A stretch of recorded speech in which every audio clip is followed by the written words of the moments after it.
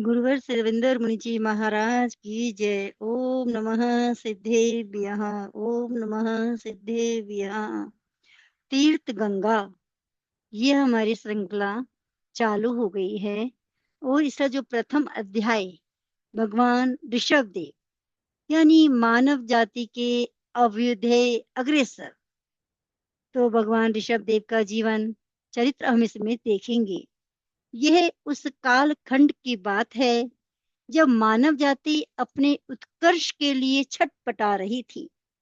युगलिक युग में स्त्री और पुरुष का जन्म एक साथ होने से सांसारिक सह संबंध भी अस्पष्ट से थे। विवाह संधि का उदय नहीं हुआ था, अतः परिवार भी नहीं बसे थे। जिस स्त्री के साथ पुरुष का जन्म होता था, उसी के साथ उसका विवाह हो जाया करता था। उस युग में न खेती थी, न कृषि उत्पाद हुआ करते थे। जंगली कंदमूल का भक्षण या कल्प वृक्षों से मांगे जाने पर जो प्राप्त होता था, यही भूख का विकल्प था। जैसा कि ऊपर कहा, परिवार के नाम युगलिक स्त्री पुरुष ही कबीले बनाकर रह रहे थे। कबीलों के समूह का नायक कुलकर कहलाता था।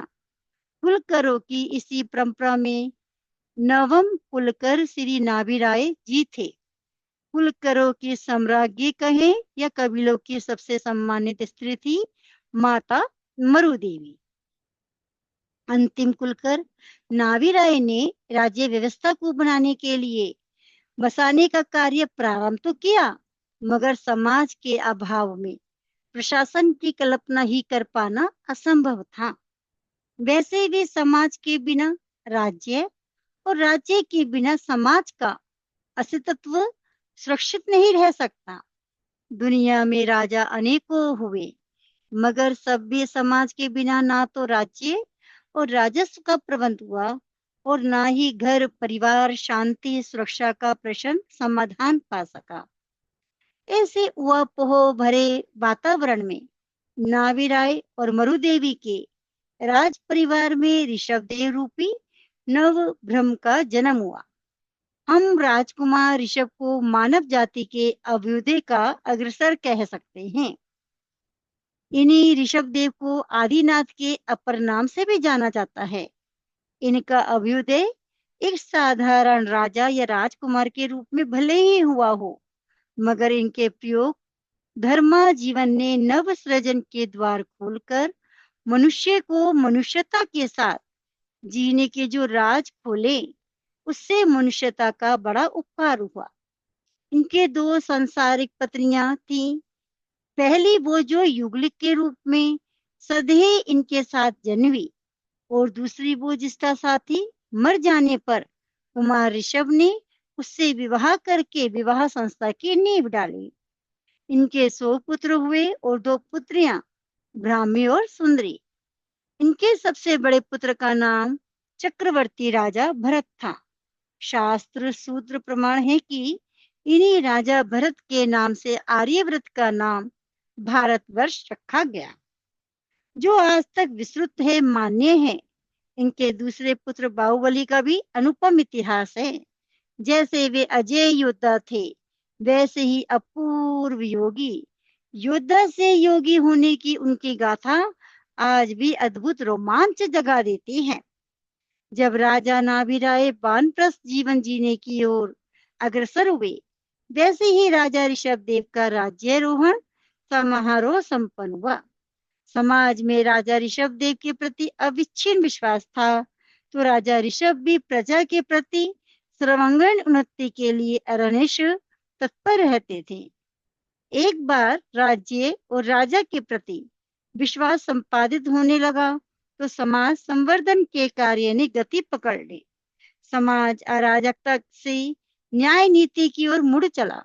राजा ऋषभ ने असी यानी युद्ध कला विकसित कर संरक्षण और प्रशासन का पहला पाठ पढ़ाया। वृक्षों से मांगने पर जब इच्छित मिलना धीमा होने लगा, तो राजा ऋषभ ने कृषि कला को विस्तार दिया। समाज ने भूख से लड़ना सीख लिया, तो एक मुहावरा मान्यता पा गया, उत्तम खेती मध्यम व्यापार। जब समाज लेन देन, व्यापार, विनिमय भी करने लगा। समाज में समृद्धि ने पैर पसारे, मगर समाज में नैतिकता का दामन दागदार नहीं था। दंड नीति विकसित हुई, मगर कोई भी व्यक्ति अपने लिए धिक्कार शब्द सुनना नहीं चाहता था। अतः कला एवं अक्षर बोध के लिए वातावरण बनता चला गया। लेखन, संगीत, साहित्य, शब्द, स्वर, श्रृंगार को मसीह के रूप में पहचान मिली। स्त्री शिक्षा का महत्व बढ़ा। ब्राह्मी के नाम से ब्राह्मी लिपि विकसित हुई, तो सुंदरी अनन्य सौंदर्य की साम्राज्ञी होकर भी साधना जगत में गहरी उतर अंक विद्या की प्रथम अध्येता और अध्यापिका बनी। इस तरह राजा ऋषभ देव ने 63 लाख पूरा वर्ष तक शासन किया, समाज और राज्य के पवित्र लक्ष्यों की नींव रखी। और वह भी आया, राजा ऋषभ ने सन्यास की ओर कदम बढ़ाते हुए धर्म क्रांति का शिलान्यास कर दिया। वे स्वयं ने स्वयं को प्रथम सन्यासी बना दिया। उधर शक्ति और संपन्नता के गर्व में मदान होकर चक्रवर्ती भरत ने अपने ही भाइयों के राज्य हड़पने का अनैतिक सूत्रपात किया। युद्ध की ज्वालाएं धधक उठी। बात महर्षि ऋषभ के समशरण तक जा पहुंची। स्वयं के पुत्रों ने गुहार लगाकर त्राईमाम के स्वर से गगन गुंजा दिया। प्रभु ने समाधान दिया, भोग के क्षण भंगुर है, स्थायी संरक्षण चाहते हो तो योग, समता, शांति और मैत्री का मार्ग चुनो। प्रभु के आदेश पालन करते हुए 98 राजाओं ने राज्य त्याग कर श्रमण जीवन अपना लिया। राजाओं से प्रेरित होकर 2500 लोगों ने श्रमण जीवन अंगीकार किया। प्रभु के प्रस्ताव में धर्म संघ रूप प्रथम तीर्थ जीवंत उठा। उधर बाहुबली ने चक्रवर्ती भरत की अधीनता स्वीकार न करके उन्हें चुनौती दी। दोनों में वाक युद्ध हुआ, बाहु युद्ध हुआ, दृष्टि युद्ध और मल युद्ध भी हुआ। शक्तिशाली बाहुबली के सामने अहंकार से भरे भरत राज ऋषि का ठिकान टिकना असंभव हो गया। शस्त्र युद्ध के बाद मुष्टि युद्ध का क्रम आया, तो दर्शकों ने और सुविज्ञ लोगों ने बाहुबली को समझाया कि आप इतने बड़े शक्तिशाली हैं कि यदि भरत पर आपका एक भी मुष्टि प्रहार हुआ तो संभव है कि ये भूमि सात हो जाएगा। इसीलिए ऐसा ना करके शांत हो जाओ। बाहुबली ने इन बातों को सुनकर चिंतन प्रारंभ किया। वे वैरागी हो गए। जल्द से जल्द भगवान ऋषभदेव के चरणों में पहुंचना उन्होंने लक्ष्य बनाया और विचारा कि मुझसे पहले अनेक भाई सन्यासी बन चुके हैं। यदि मैं पहले सन्यासी हो जाता तो ऋषभदेव की परंपरा में मैं ज्येष्ठ पद प्राप्त करता, सभी मुझे नमन करते। इस अहम के चलते बाहुबली अकेले जंगल में तप करने चले गए। बहुत समय बीता कि तप बहुत समय बीता, तपस्या चलती रही, ऋतुएं आई गई, तपस्या भी उग्र से उग्रतर होती गई। एक समय ऐसा भी आया कि उनके पैरों से लिपटकर जंगली झाड़ियों ने देह पर चढ़ना प्रारंभ कर दिया, लेकिन उन्होंने पलकें नहीं उघाड़ी, न तपस्या भंग हुई। जब उन्होंने संसार से पलकें मूंद ली तो 1 वर्ष तक मूंदे रखी। इस स्थिति को बहन ब्राह्मी सुंदरी भली भांति जानती थी। अतः वे ऋषभ देव जी की अनुमति से बाहुबली जी को प्रतिबोध देने आई, उन्हें अहम की निद्रा से जगाने आई और बोली कि भैया, आप महान तपस्वी साधु हैं, लेकिन अभिमान के हाथी पर चढ़े हुए हो। यदि इससे नीचे उतर जाओ तो आपको एक पल भी नहीं लगेगा कि सिद्धता और केवल ज्ञान प्राप्त हो जाएगा। बाहुबली की आंखें भले बंद थी, किंतु कान सुन रहे थे। ब्राह्मी सुंदरी के निर्मल प्रतिबोध ने उन्हें जगा दिया। वे तत्काल सोचने लगे, अरे, मैं सचमुच में अभिमान के हाथी पर खड़ा हूँ। ये मेरी भूल है। मुझे तत्काल भगवान ऋषभदेव के समशरण में जाकर मुझसे पहले संन्यस्त हो चुके भाइयों भाइयों की वंदना अवश्य करनी चाहिए, क्योंकि वे मुझसे संयम प्राय में बहुत बड़े हैं। ऐसा कहते ही बाहुबली सिद्ध बुद्ध मुक्त हो गए। बाहुबली की चर्चा के अतिरिक्त हमें भगवान ऋषभदेव की देन पर भी अवश्य चर्चा कर लेनी चाहिए, क्योंकि भगवान ऋषभदेव चर्चा के अतिरिक्त हमें भगवान क्योंकि भगवान ऋषभदेव अनेक विधाओं और विद्याओं के निर्माता हैं। भगवान ऋषभदेव ने माता मरु देवी के गर्भ में आने के साथ ही अपने आप को जानने और साधना के माध्यम से आगे बढ़ने का संकल्प ले लिया था। चूंकि सब कल्याण से बड़ा उनका उनकी नजर में पर कल्याण था, अतः वे संसारिक जीवन में भी आए और 63 लाख पूर्व वर्ष तक राज्य कार्य भी किया। उससे मुक्त होकर उन्होंने 80 कृषि की विद्या को समाज में समर्पित करते हुए श्रमण जीवन अपना लिया और प्रथम तीर्थंकर के रूप में इस अवसर्पणी काल के प्रथम अधिष्ठाता भी बन गए। लंबे समय तक भगवान ने विचरण किया, उपदेश दिया, जनता को जगाया, और जब उन्होंने देखा कि सभी प्रकार के कर्म बंध नष्ट हो चले हैं, तो अपने पंचभूत काया को विश्राम देना उचित समझा। उन्होंने चिंतन करते हुए दृष्टि डाली कि मेरे द्वारा स्थापित चतुर्विधि संघ की तीर्थ गंगा प्रवाहित हो रही है।